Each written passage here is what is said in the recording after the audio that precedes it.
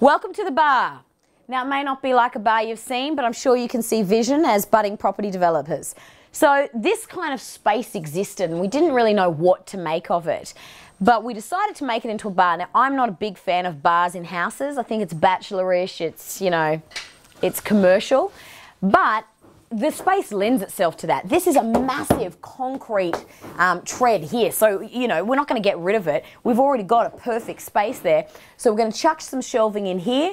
This is all masonry. Behind this gyprock is all masonry anyway. So it's a perfect entrance to a bar. Let's utilize it as a bar.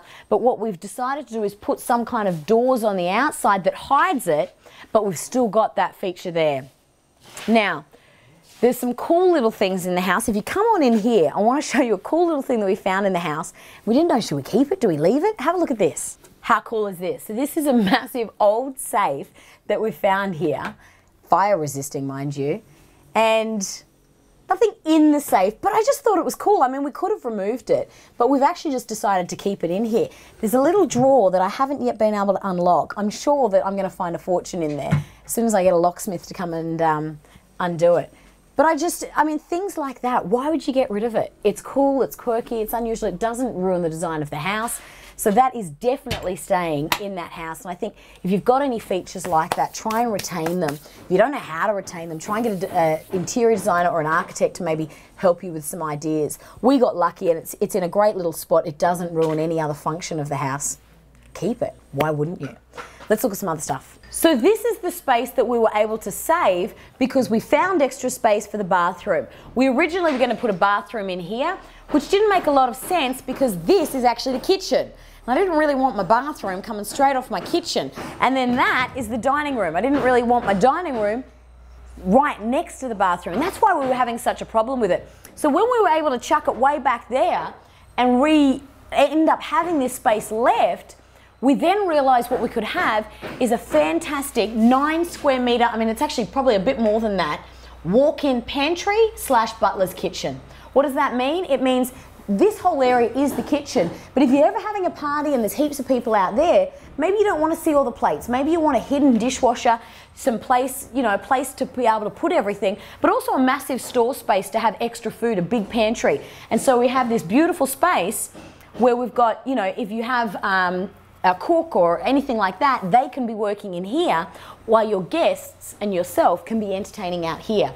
Again, just a little feature that if you are doing a higher level house, that's the kind of thing that is going to add value to a house like this. Little things, little space, but bright ideas that add big values to that end value of the house. Let's go upstairs and have a look at the living spaces. So this is the rumpus room. Now this space originally was just room after room after room. So there was a wall here, there was a wall there, another wall there.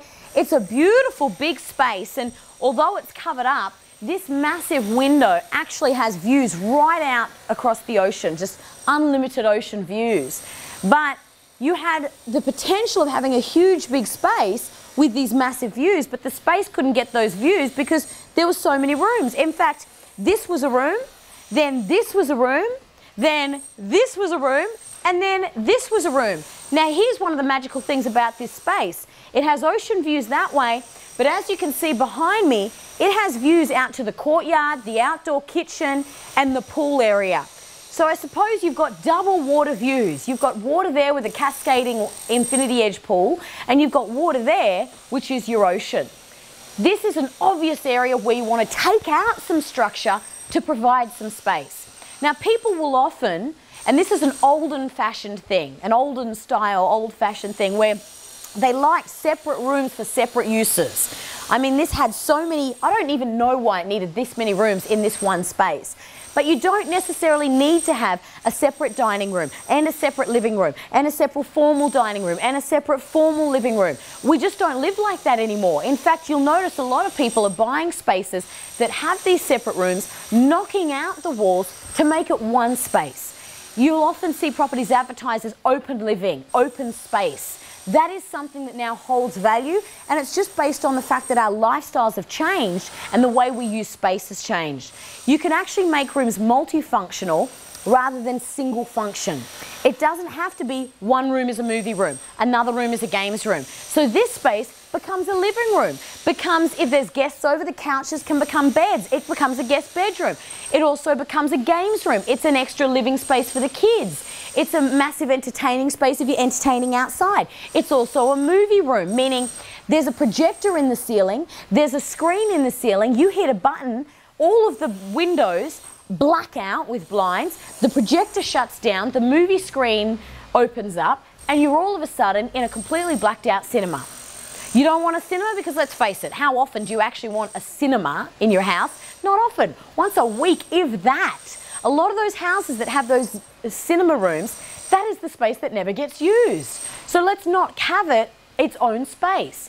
It's the movie room and everything else. If you can look at making spaces multifunctional, again, it's a way to add value, open the space and have bigger spaces. And if you've got space, if you've got feeling, you're going to have extra value. Let's go out the back and have a look at what we had to do to the pool.